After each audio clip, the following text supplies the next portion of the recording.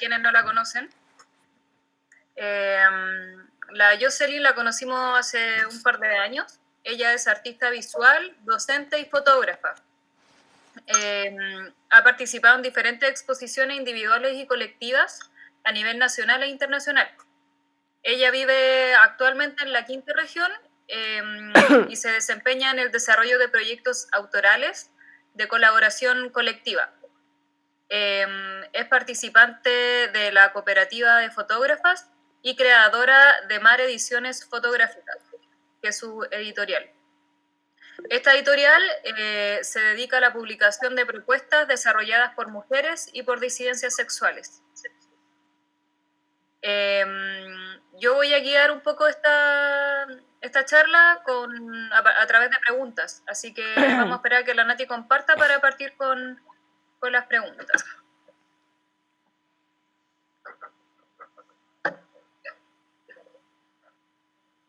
¿Cómo va, Nati?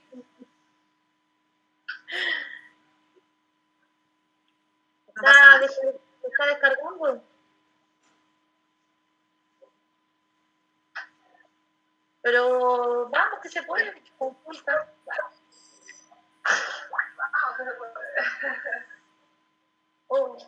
¿Pero le falta mucho?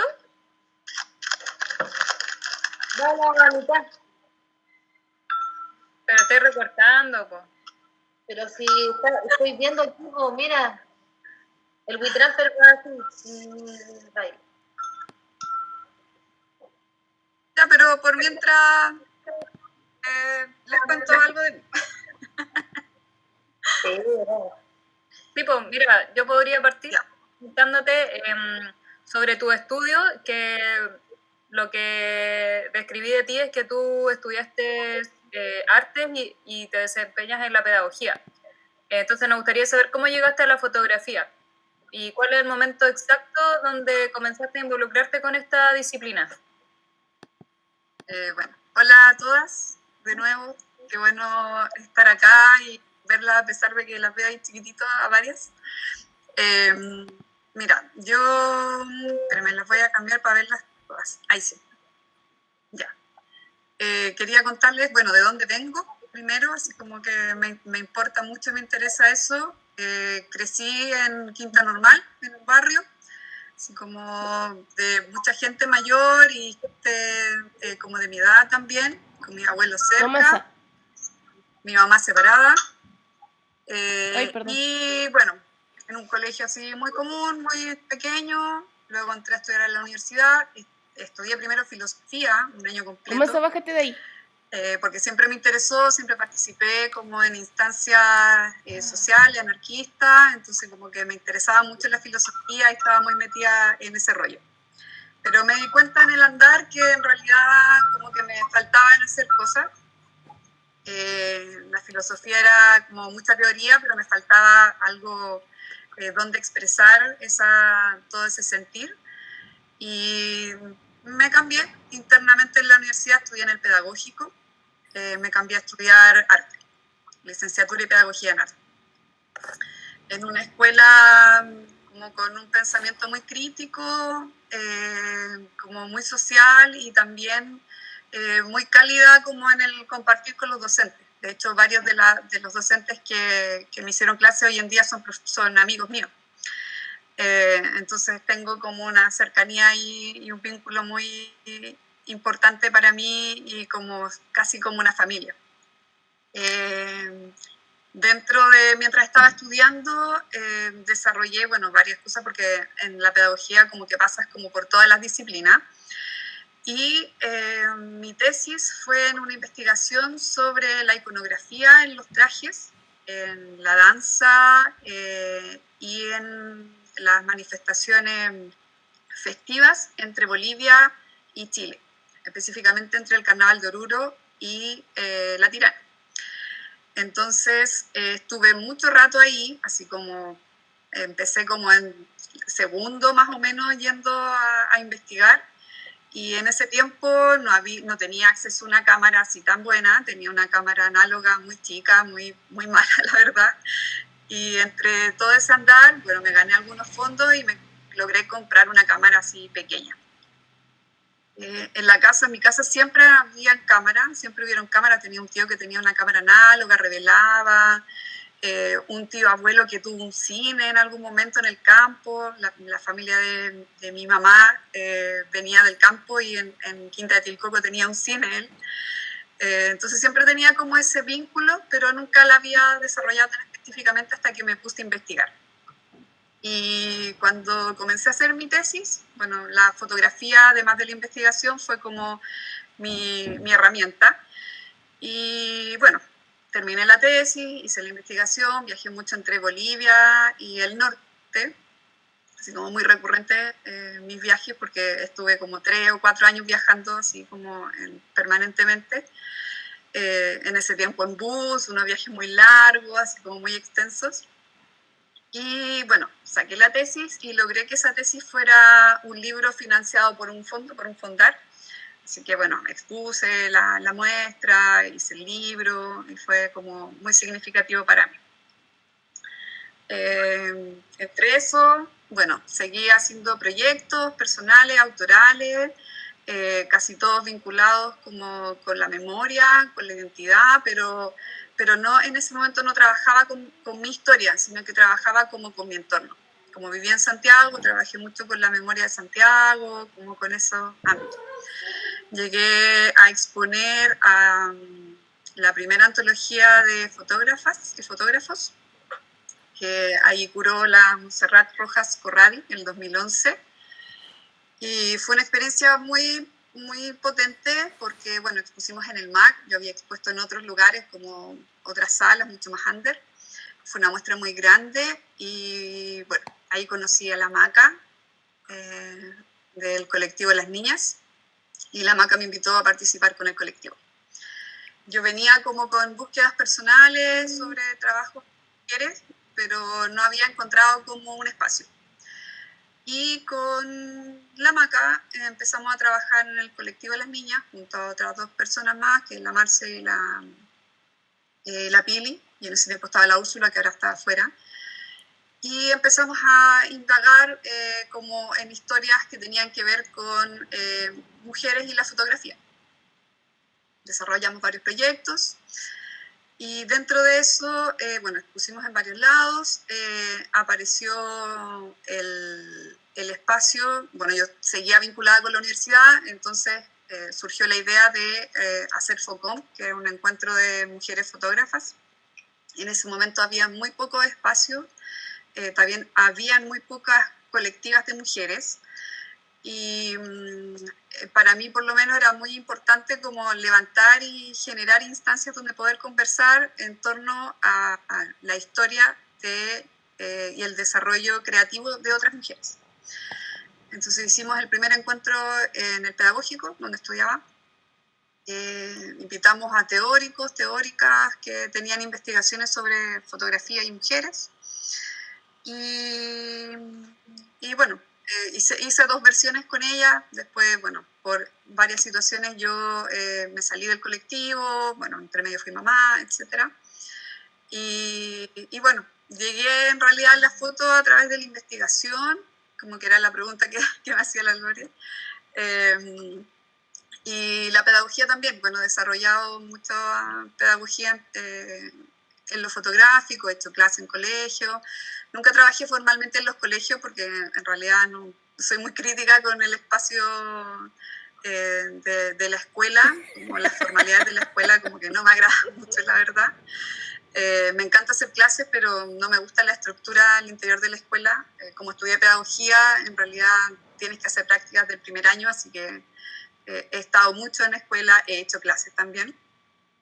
Sí, el encuentro, ahí estaba la Quina Lorenzi, exactamente, que ahí me nació una pregunta. Y entonces he trabajado siempre en espacios de museos.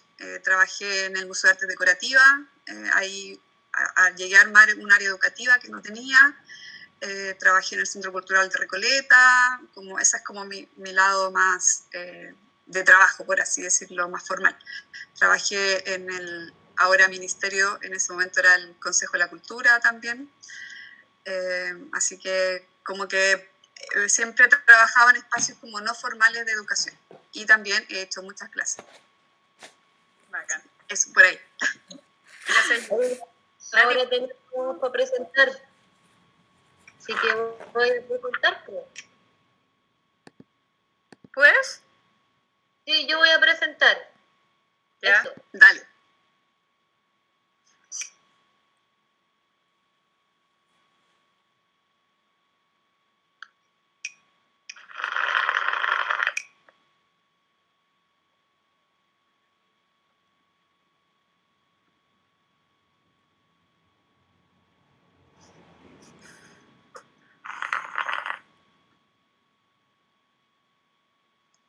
¿Cómo suena el mar?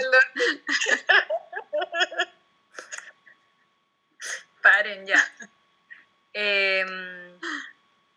Bueno, para partir de lleno en tus trabajos de fotografía, bueno, nosotras nos dimos cuenta que en la mayoría de tus proyectos hay como una temática recurrente, ¿no? Que es el tema de ser mujer y todo lo que ello involucra. ¿Cuál es la necesidad de abordar esta temática? Tommy. ¿O todavía se está...? Bueno, Tenemos que ¿todavía ser no? para ir hablando con las fotografías. Ya. Ahí está, aparece. Ahí está.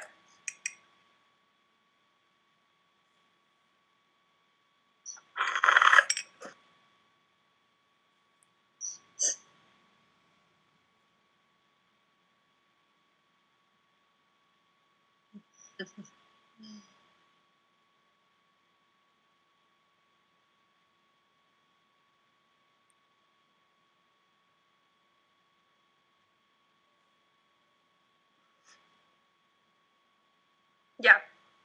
Creo que a partir de la segunda es el proyecto, ¿no? Sí. Ya. Dale nomás, yo sé con todo. Espérame, ¿qué me preguntaste? Ah, ya, volviendo.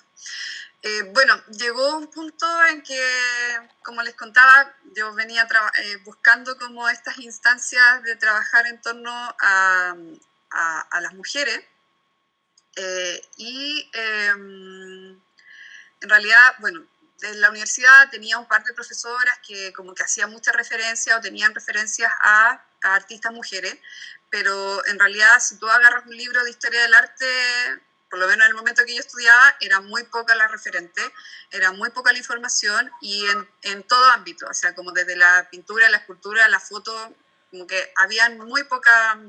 En todas las áreas. Exactamente. Había, sí, muy pocas referentes. Y de hecho, no sé, pues, así como anecdótico, hace poco agarré un libro que estaba viendo con mi hija, un libro no tan antiguo, así como del 2005, que hacía una revisión de pintura y ninguno tenía referencia a ninguna mujer. Entonces, para mí era como importante revisar y relevar. ¿Ah? ¿Cómo? No he dicho nada. Revisar y relevar las historias de las mujeres. Y bueno, partí con las historias de las mujeres de mi familia. Ese fue como mi primera búsqueda, que va a ser, yo elegí 3 trabajos para mostrarles, que son como los últimos 3 trabajos en los que he estado trabajando. Mis procesos creativos igual son largos, ¿ya? Me demoro así como entre 3, 4 años en sacar un proyecto y como que le doy harta vuelta, analizo harto, reviso, leo, hago como un trabajo así como que bien introspectivo con mis proyectos. Entonces dentro de estos 3 trabajos que elegí son los 3 últimos que hablan de eso. En el último que les voy a mostrar, que es un libro, ahí voy a contarles un poco más cómo llego a la historia de las mujeres de mi familia. Las imágenes que están acá corresponden a un trabajo que se llama Materna, que es la historia en realidad personal, biográfica, respecto a mis gestaciones y parto con mis 2 hijas. Mi primer parto fue... nos habíamos informado mucho con mi pareja, así como para tener un parto respetado, y en realidad no nos funcionó. Fue un parto así como me hicieron una cesárea obligada, con violencia obstétrica, lo pasamos súper mal, además de que fue para mí muy difícil amamantar. Entonces me vi enfrentada como a toda una situación que no había vivido, que lo viví al momento de parir, y al cual están enfrentadas muchas mujeres y seguimos enfrentadas muchas mujeres, en que en realidad la situación en la que nos encontramos, que debería ser un espacio de protección, un espacio de contención y de libertad también de cómo queremos parir, en realidad está tan medicalizado que no tenemos la opción. Y lamentablemente Chile es uno de los países con más altos índices de cesáreas en el mundo. Lo cual está como la OMS dice que no debería ser así, y en Chile es uno de los países que tiene un alto índice de cesáreas y muchas de ellas la verdad son innecesarias. Y bueno, me tocó, fue mi caso con mi primera hija, pero para mí fue todas las imágenes que hice en el proceso. Fue como un sanar, la verdad, esta herida, que más que la herida y el tajo, en realidad era una herida al momento y a lo que significa que te vulneren en esa situación. Entonces, todas las imágenes tienen que ver con eso. Mi segundo parto, en realidad yo me traslado, dejo la ciudad, cuando mi primera hija tiene 10 meses, y me vengo a vivir a El Totoral, donde vivo ahora, que es un lugar de campo-playa, pero en realidad vivo en el campo, así que vivo retirada, vivo más bien así como aislada, porque aquí no hay locomoción, no hay ningún acceso más que si tú tienes tu auto y puedes salir. Nuestro auto siempre pasa malo, así que además de eso estoy doblemente aislada. Y mi segundo parto en realidad fue en la casa. Logramos tener un parto en la casa, también con hartas dificultades, porque siempre te dicen que después de una cesárea no puedes parir, que no puedes tener un parto natural, el contexto, y te asusta mucho. Entonces yo opté así como por retirarme del sistema como tan medicalizado. Por suerte encontré acá matronas que hacían partos naturales en este lugar, porque hay muchas mujeres que paren de manera natural aquí, y también otras mujeres que pude conocer sus historias de cómo habían llevado sus partos también de manera natural y en casa. Y eso fue una fortaleza. ¿Cómo? No, que eso te iba a preguntar sobre, en este mismo proyecto involucraste la experiencia de otras mujeres que también habían parido, ¿no? Exactamente. ¿Cómo territorio donde tú vives ahora? Sí, exactamente. Todas son mujeres que conocí acá, que habían parido acá en sus casas, con partos libres, con partos acompañados con otras mujeres. Y también tuve la experiencia de que me acompañaran otras mujeres en mi proceso. Mi última etapa la viví solo con mi pareja, como cuando ya van a hacer la guagua, y la matrona que llegó así como cuando yo estaba ultra lista. Pero para mí era importante recopilar todas esas historias que me sirvieron también como para darme fuerza, empoderarme, y lo hice a través de pedirles a cada una de ellas un dibujo, ¿ya? Les fotografié sus manos, y ese dibujo que ellas me entregaron yo lo bordé sobre la imagen que le saqué a sus manos.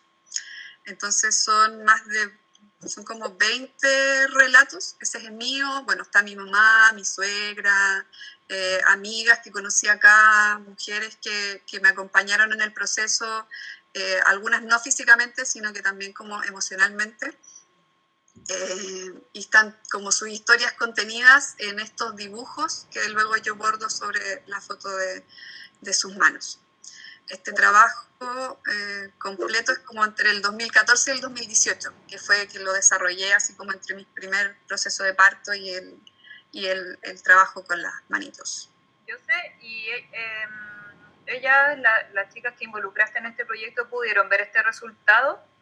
¿Cómo fue esa reacción de ellas? Fue bonito, muy como... algunas no lo han visto presencialmente, porque lo mostré como una muestra individual en el Centro Cultural de San Antonio, a través de un fondo, de hecho, que me gané allí. Lo mostré también, que eso me gusta mucho porque logró llegar hasta el primer encuentro de mujeres zapatistas en México. También ha estado en otras salas en México, en la UNAM, en el Teatro de la Danza, como que en Argentina, circulado por varios lados, pero por ejemplo en Santiago nunca lo he expuesto. Entonces hay algunas de ellas que sí lo han visto de manera así como directa, y no, es como muy significativo, la verdad, porque es como, wow, ahí estoy yo, o sea, se refleja mucho. De hecho, me pasó una experiencia que hice como una actividad de mediación con matrones y matronas, donde conversábamos sobre el tema, sobre el parto respetado, sobre la muestra, porque era en la muestra, y varios de ellos y ellas que trabajaban en torno al parto respetado identificaron muchas cosas en los dibujos de las mujeres. Por ejemplo, había una que tenía un problema en un ovario, otra que había tenido dificultades para parir, y lo vieron en los dibujos. Fue muy así como significativo, muy power. Así que este proyecto, la verdad, habla de eso, habla como de esa resignificación de mi proceso, y acompañado con otras mujeres sobre el parto respetado y también como una denuncia de la violencia obstétrica. ¿Estos retratos, estas fotografías son del mismo proyecto?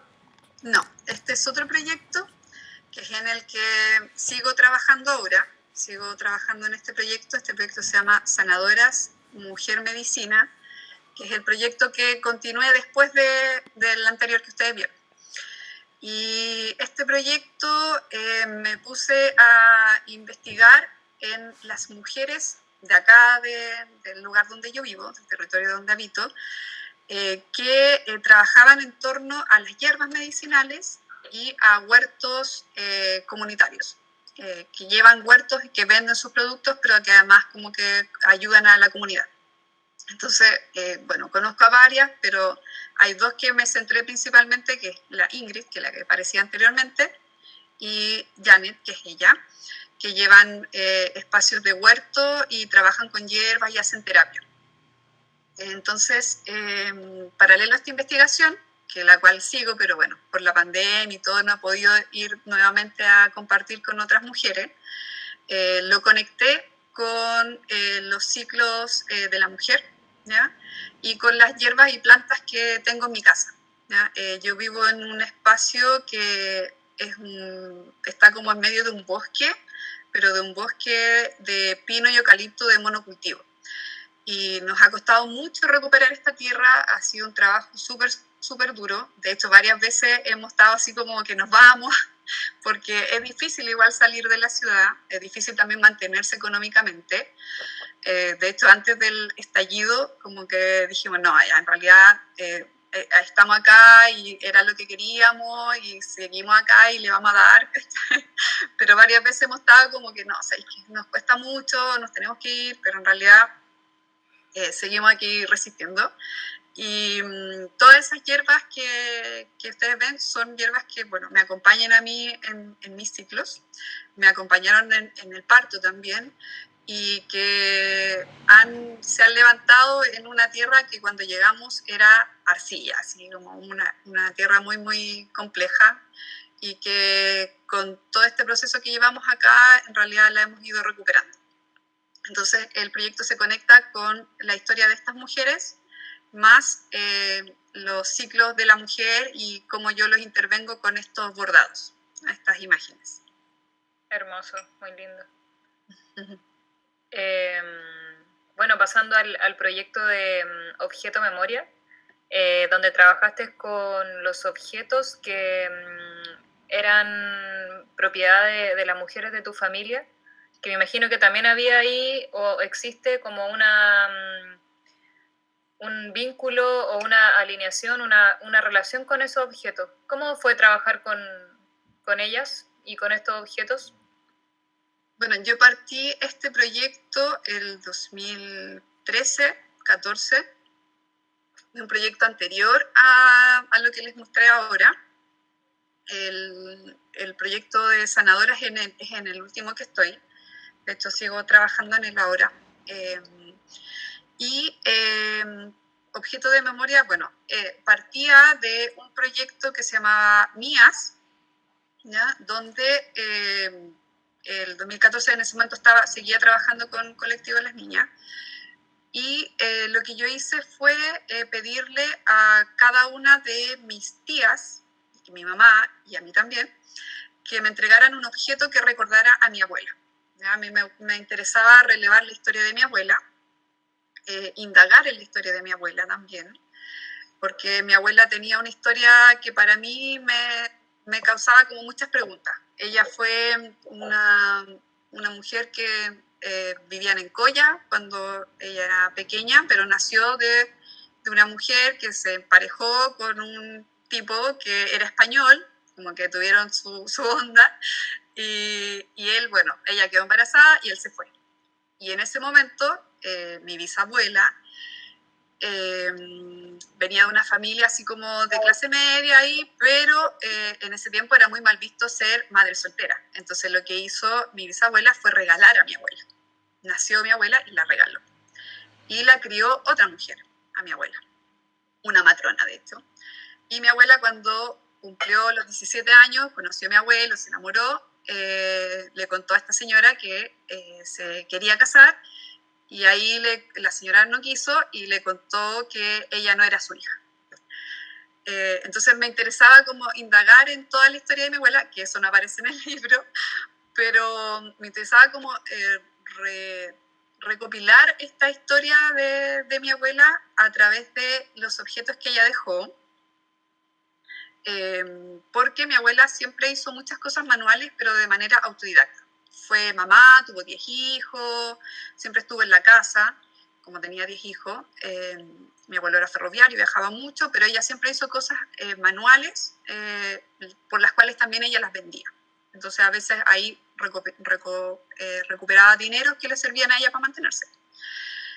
Y lo que yo hice fue pedirle, bueno, a cada una de mis tías un objeto y coincidentemente ese objeto era un objeto que había hecho mi abuela con sus manos. Si quieren pueden ponerle play, se va a ver el videito. ¿No? Está el video aparte, Nati, en la carpeta que descargaste. Ahí está.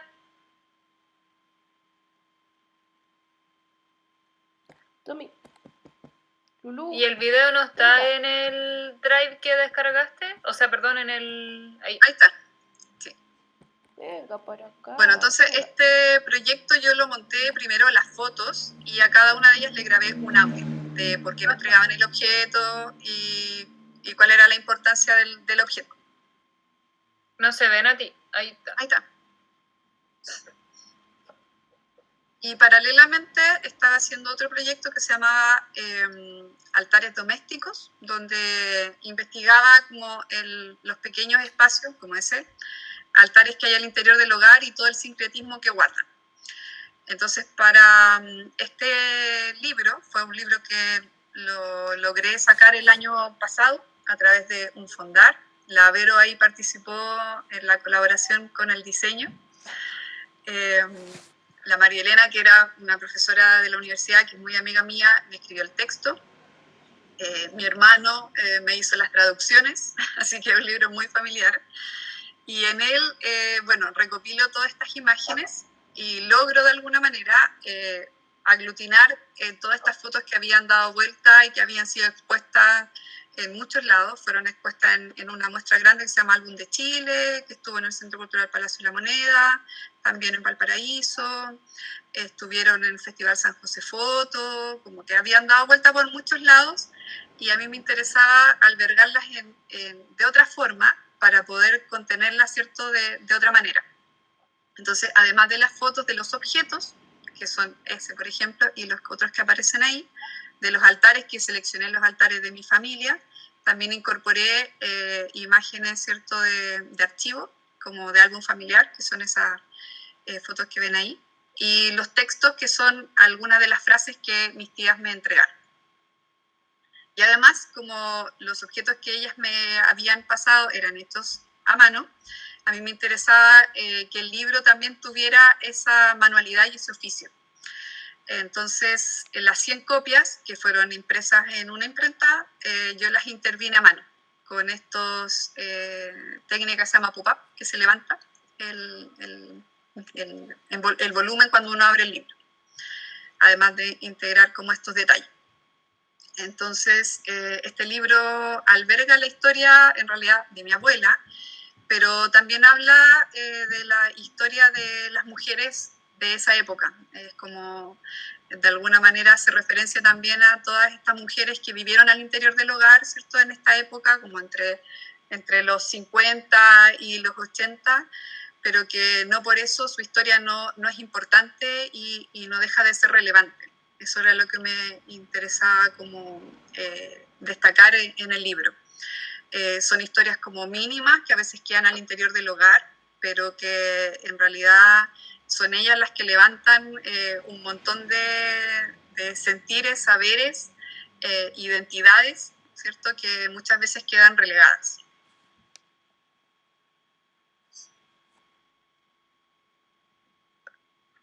Hermoso.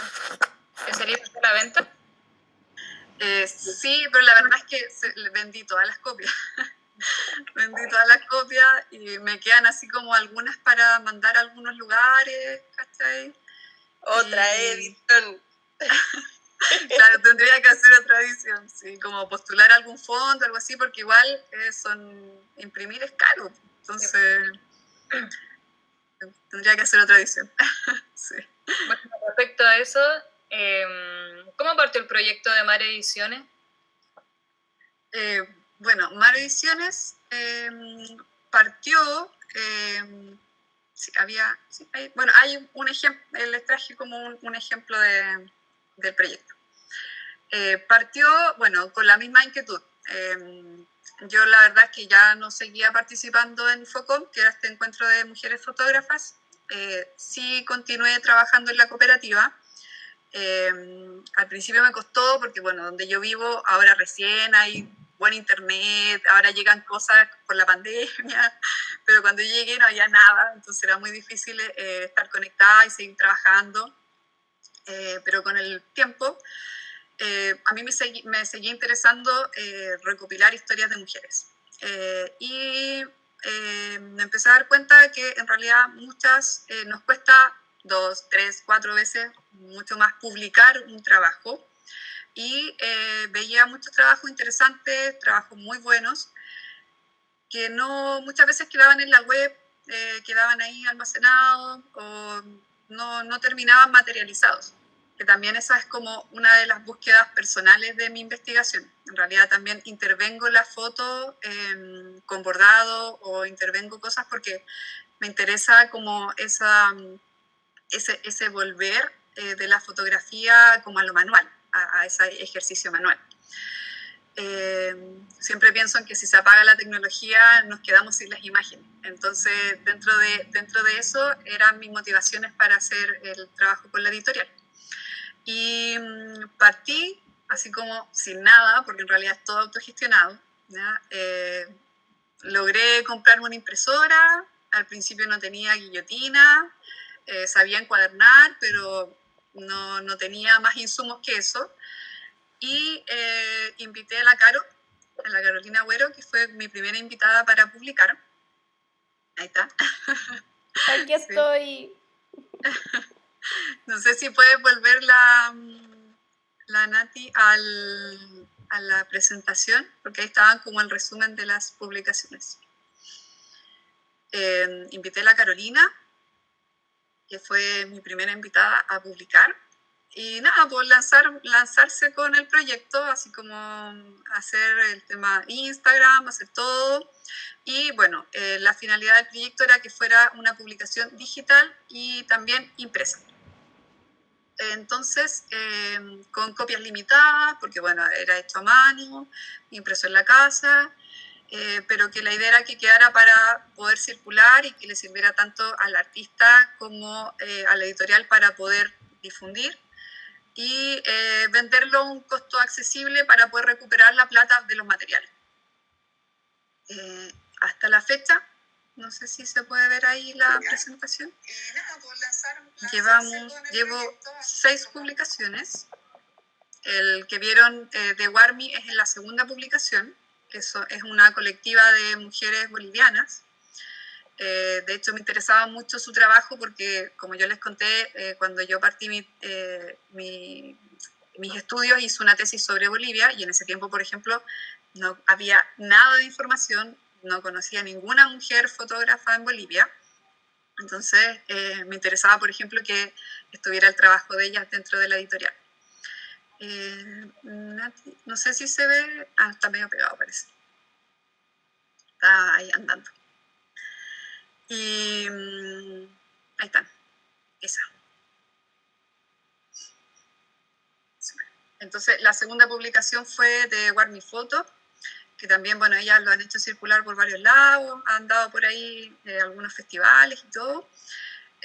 Bueno, siguió después La Maca, que es un trabajo sobre su proceso de inseminación in vitro, ¿ya? Después Florence, que es un trabajo sobre Perú y sobre las comunidades indígenas en el Perú, entre la selva y lo andino, también con el tema que tiene que ver con la papa y los cultivos. Después ahí vino toda la contingencia social, así que apareció una publicación donde invité a muchas fotógrafas de distintos lugares de Chile a compartir sus imágenes para hacer esta publicación. De hecho, a Vania también la invité, yo creo que está por ahí. Sí, ahí está la Vania. Y el último que publiqué, que hizo como una convocatoria abierta respecto a la pandemia, que era sobre el cuidado a otros en la pandemia. Y surgieron cosas muy bonitas en esa publicación porque me mandaron también de distintos lugares, distintos países, cómo estaban viviendo el tema de, ¿cierto?, cuidar de otros a otros en la pandemia, que son como las historias que muchas veces quedan invisibilizadas, la verdad. Así que ese es el último. Lo publiqué, ahora lo hice ya impreso, todavía no lo publico, así como en la maqueta impresa, porque igual me está haciendo difícil, por ejemplo, el envío en este momento, bueno, por todo lo que está pasando y todo está un poco lento desde acá. Así que ahí estoy evaluando cómo hacer eso en este contexto. En lo digital funciona súper bien, pero claro, en el material, con este contexto, es un poco más difícil hacerlo circular. Y la editorial, bueno, ha sido súper positivo, la verdad, el publicar a otras mujeres fotógrafas, el poder materializar sus trabajos, el poder llevarlos a un formato libro que pueda circular de otra manera, que pueda llegar, ¿cierto?, a la mano de otras personas, porque las muestras son un formato, pero que dura un tiempo determinado. En cambio, el libro, ¿cierto?, se mantiene en el tiempo. Entonces, ese era también otra de los objetivos del trabajo con la editorial. Hermoso. Además que es mucho más accesible en cuanto al precio. También, exactamente. Y también queda, ¿cierto? Queda como se puede compartir, lo podemos revisar, ¿cierto? Entonces, esa era una de las finalidades. Ahora estoy como arreglando para poder hacer una página web. También lo inscribí, por ejemplo, ya le saqué como el ISNN y todas esas cosas, que entonces las publicaciones van a tener inscripción ahora, que son procesos que iba haciendo en el camino para poder ir como de alguna manera asentando y profesionalizando también el trabajo con la editorial. Y como es todo autogestionado, ir haciéndolo de a poco también, como ir sacando las producciones de a poco, también como a los tiempos que van surgiendo. Por ejemplo, tenía una lista armada de qué iba a seguir publicando, pero bueno, dado los contextos, no calzaba como seguir publicando sin atenerse a lo que estaba pasando. Bacana. Oye, yo sé, ¿qué consejo le recomendaría a las chicas que quieren materializar su proyecto o algún trabajo en un fotolibro, pensando en que acceder a esto es un alto costo y la posibilidad de hacerlo manualmente es una opción más accesible? Sí, yo creo que, bueno, siempre, o por lo menos yo he trabajado así, creo que es importante siempre hacer maquetas, así como que la maqueta te sirve mucho para ver, aunque sea una impresión en la casa, si uno tiene acceso a imprimir un poco mejor, creo que la maqueta ayuda a ver como el proyecto de manera física y que esa manera física quede así como de alguna manera poder verlo, tocarlo, ver que funciona, ver que no funciona. Y también esa manera física también nos permite, por ejemplo, no sé, poder postular algún proyecto, que si lo vamos a postular, esa maqueta puede ser, ¿cierto? Como el que lo vean también, porque a veces escribimos el proyecto, mandamos las fotos, pero no necesariamente el otro que revisa el proyecto, ¿cierto? Se hace la idea de lo que uno realmente quiere hacer. Entonces yo creo que el hacer las maquetas, el poder como llevarlo al papel igual, en el caso del libro, creo que hace que se vaya como gestando y materializando y concretando de alguna manera el proyecto. Y si no, también nos queda ahí, nos queda guardado y podemos en algún momento volver a revisarlo, volver a tomarlo y sea como una herramienta de trabajo también. Bacán, hermoso. Muchas gracias. Bueno, ¿alguien tiene alguna pregunta, chica? ¿Algún comentario? La Ángela creo que tenía una pregunta que iba a activar su micrófono.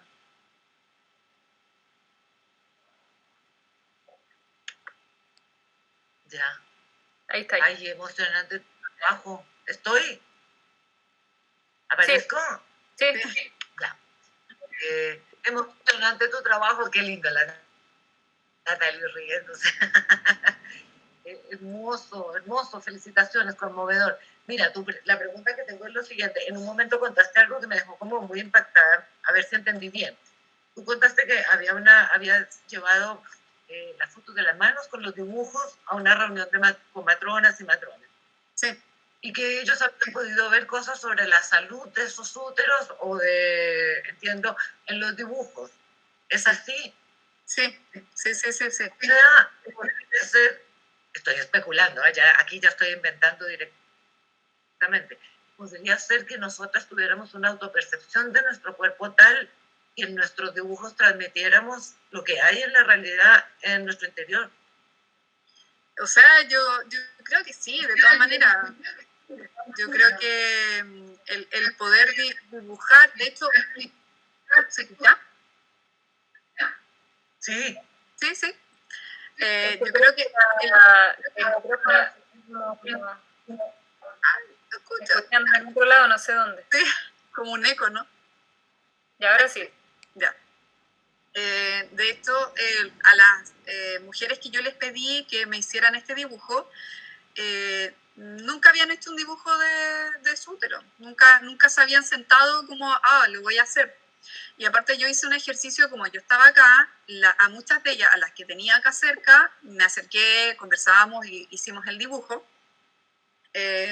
Pero a otras yo hice el ejercicio como de mandarles una carta, mandarles el soporte, que era el papel donde iban a dibujar, ir al correo, dejar la carta, esperar que volviera su dibujo.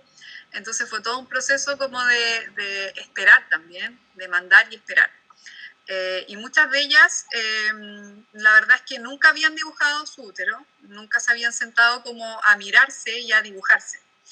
Y varios de sus comentarios fue como, wow, o sea, como que en realidad nunca había hecho ese ejercicio. Y además pensar sus maternidades. Entonces fue como una retroalimentación muy poderosa, así como muy significativa. De hecho, con mi mamá y mi suegra también me pasó. O sea, mi mamá, soy yo y mi hermano estuvo por cesárea, como yo digo, hija de su época, no nos pudo dar teta porque en ese tiempo era como que les metían la mamadera de una, como los primeros meses, ya no voy a dar teta, ya, listo. Y mi mamá también para ella fue como un revisarse y reconectarse con su historia, con su maternidad y ahora con su etapa de ser abuelo. Así que sí, que quizás sí, yo creo que es tal como dices, Ángela. Quería comentar algo que también lo vi como además de la conexión de cada una con su cuerpo, que es súper lindo, que me imagino, yo no soy mamá, pero me imagino que debe ser un proceso, aunque hay una explicación biológica, para mí es súper mágico. O sea, es como, no sé. Igual habla bien de como el compromiso que tienen los profesionales, encuentro también, como de poder leer, porque me imagino que el médico que saca por cesárea como un número más, quizás no puede hacer esa traducción. Entonces esa relación igual es bonita, siento. Sí, es verdad. Muy de abrirse a una otra y entenderla. Y eso es súper lindo, como gesto. Claro. De hecho, ese grupo con el que trabajé en esa mediación eran matrones y matronas que trabajaban en el hospital de San Antonio, pero en torno al parto respetado. De hecho, la matrona jefe de ese hospital fue la que atendió mi parto en la casa. Entonces tienen como todo un trabajo ahí como de concientización sobre el tema del parto respetado, el respeto como al cuerpo de la mujer, a los procesos, cosa que no es habitual. Entonces, claro, hay como también un equipo especial como sensible al tema, porque a mí me tocó la experiencia anterior, que claro, en realidad eran como que un poco me vendieron la pomada y después llegamos al momento y era como, no, ya, pues, hay que abrir y listo.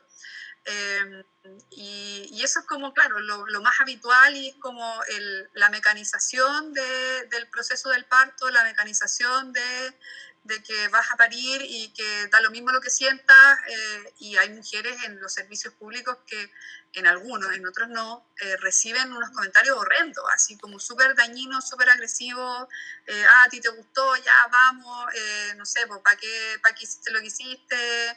Y hay un montón de así como discursos instalados que son hirientes y que duelen y que hieren y que hacen mucho daño también, porque el proceso de parir, de gestar, de parir y después de criar, son procesos muy sensibles porque también abren todas tus historias para atrás, o sea, conectan con toda la historia de tu madre, de tu abuela y con toda la historia también de la estructura, ¿cierto?, de lo que se espera que sea la maternidad. Y siempre tenemos que luchar con eso también, o sea, por ejemplo, para mí fue todo un proceso el dar teta, así como que yo tenía mucha leche y chorreaba leche todo el día, y mi primera guagua, como nació por cesárea, estaba muy dormida, me costó mucho, y también después lo social, o sea, yo iba para todos lados con mi guagua, iba a exposiciones, a montar y no sé qué, porteaba a mi guagua para allá y para acá, pero a veces molesta, ¿cachai? Incluso a otras mujeres también. Entonces eso es como, es permanentemente luchar también, si uno quiere como una crianza respetada o también un parto respetado, una crianza respetada, y una crianza como en continuum, como de andar con tu guagua y hacer todo y como que sí, vamos. También a veces molesta y también le molesta a otras mujeres, que eso es súper chocante, es súper heavy. Y es porque está en toda esta estructura de que la maternidad molesta, de que es incómoda, y somos muy adultocentristas. Entonces, no recordamos que nosotros también fuimos niños, no recordamos que también otras mujeres necesitan contención cuando maternan, y que en realidad todos venimos también de esos procesos. De hecho, Adriana Guzmán, que como que a mí me interesa mucho el pensamiento feminista boliviano, hay muchas cosas que me gustan de ahí, no sé si la conocen, pero sí, de repente la googlean. Ella tiene una frase así como muy, de hecho la anoté para decírsela, dice: las mujeres somos la mitad de cada pueblo y hemos criado a la otra mitad. Y es así, pues, o sea, aunque seamos madres o no, creo que el respetar, ¿cierto?, a otras mujeres que están maternando, creo que es súper importante como ese espacio como de contención, de cariño, no olvidar eso también.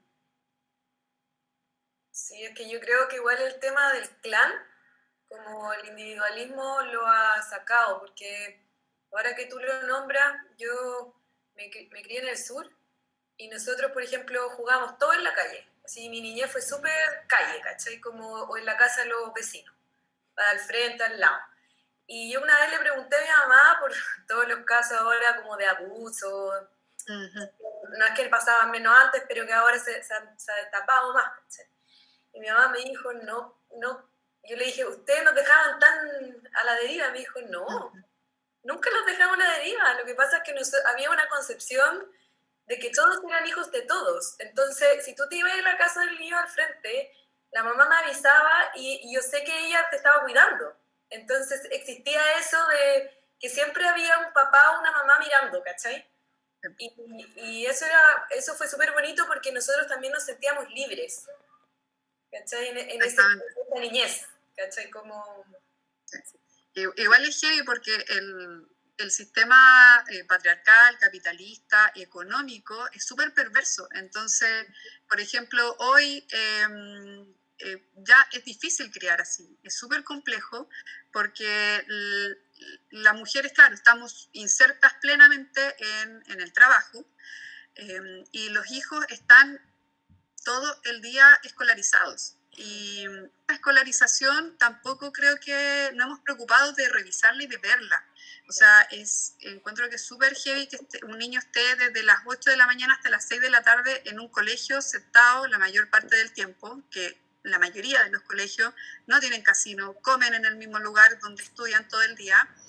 Y esa extremada escolarización, que tiene que ver también con cómo está diseñado el sistema de trabajo hoy en día, anula, ¿cierto?, todas estas formas de vivir también más comunitarias.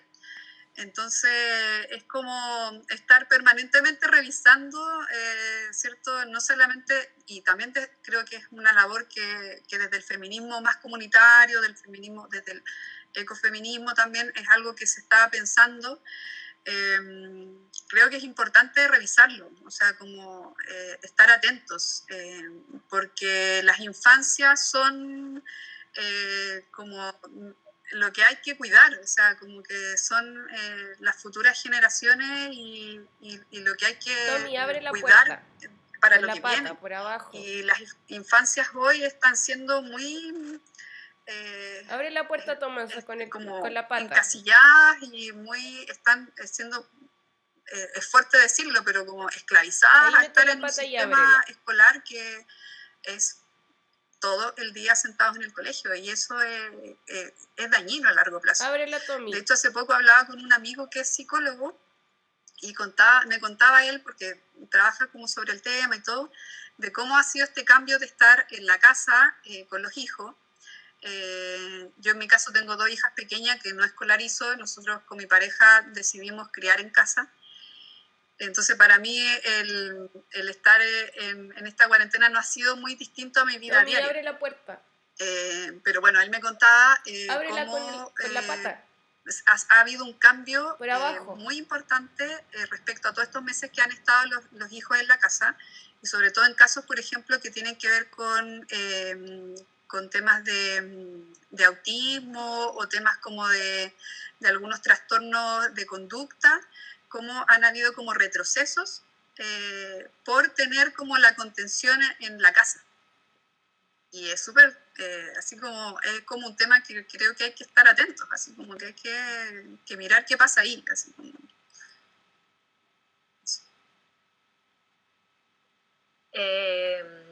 Bueno, muchas gracias, Jocelyn, por tu reflexión, por compartir tus trabajos. Creo que aquí quedó una pregunta pendiente. No, pues que mira, dice la Bacotecota. Ya no. ¿Cómo logras dar un proyecto por cerrado considerando que son años de trabajo? Siempre es difícil. Siempre es difícil dar como por cerrado un proyecto, pero por ejemplo en el objeto de memoria, yo siento que ahí de alguna manera pude sintetizar como todo ese proceso de trabajo anterior, que partió como el 2012, y logré llevarlo como a este objeto libro, que pudo sintetizar de alguna manera estos montajes que hice en distintos lugares, los distintos formatos que lo presenté, llevarlo a este libro y como sintetizar todo este proceso y esta historia que me interesaba relevar. No sé si está terminado, porque ahora, o sea, puede que sí, pero ahora sigo investigando, como las últimas cosas que estoy haciendo, estoy investigando como en la historia de mis bisabuelas. Algo que está siendo como un poco complejo porque más para atrás es más difícil. Como que recuperar la memoria es más difícil mientras más atrás es. Entonces, claro, ese proyecto lo tengo así como, ya esto de alguna manera está cerrado, pero también se me abren otras como aristas que quizás generan otros proyectos. Entonces, ahora, por ejemplo, me encuentro investigando como en la historia de mi bisabuela, que también partió un poco de un trabajo que hicimos con la Vero, que era Con fin de una raíz, que nos costó, bueno, hicimos algo por ahí, pero como que cuesta porque la gente no tiene mucho arraigo en su historia para atrás. A veces hay poca información. Y por ejemplo, por el lado de mi bisabuela materna, ella tiene un vínculo con la cultura mapuche. Y por el lado de mi papá, que es una historia que conozco poco, porque Abre mi la viejo puerta, se fue Tommy. cuando yo era muy chica y no lo volví a ver, como la historia de muchas de nosotras o de muchas, ¿cierto?, que los padres desaparecen.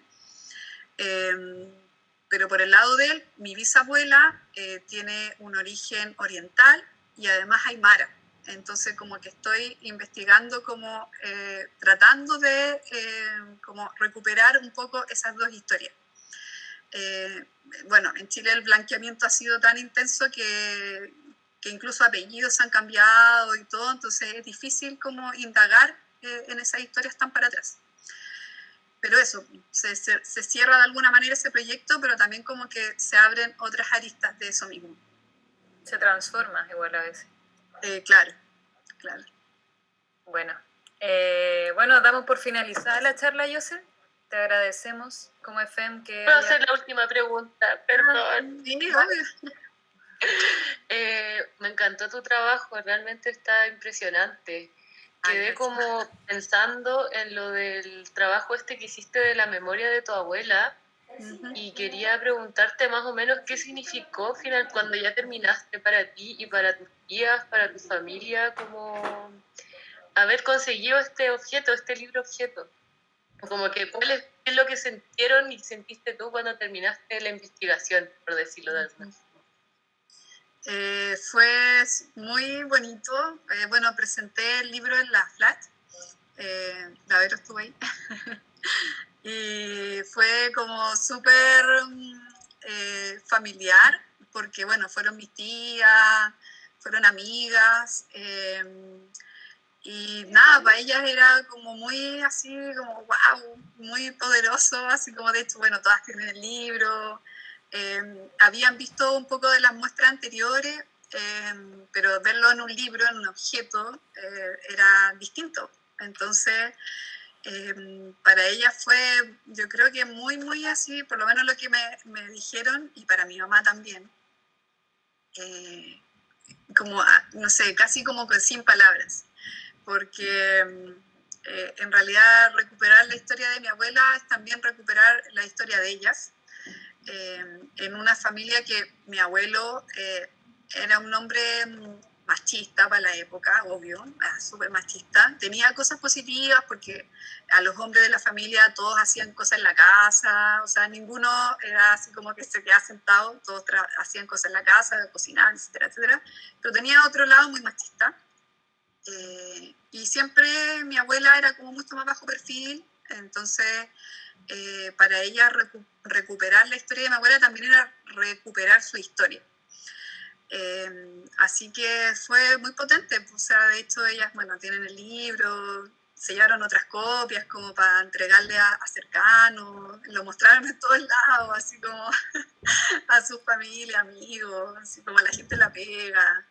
Así que fue muy bonito y bueno, y también como trabajé como con gente cercana, la María Elena, que fue mi profesora guía, que es mi amiga y todo, que participó también del libro, para ella también, pues, o sea, como que todo como muy familiar. Y bonito como poder mostrar ese trabajo que es como súper íntimo, pero que también se abre y también puede conectar con historias de otras mujeres que quizás se pueden ver reflejados en ese trabajo. Gracias. Súper. Bueno, chicas, damos por finalizado. No sé, la Nati iba a dar unas palabras de despedida.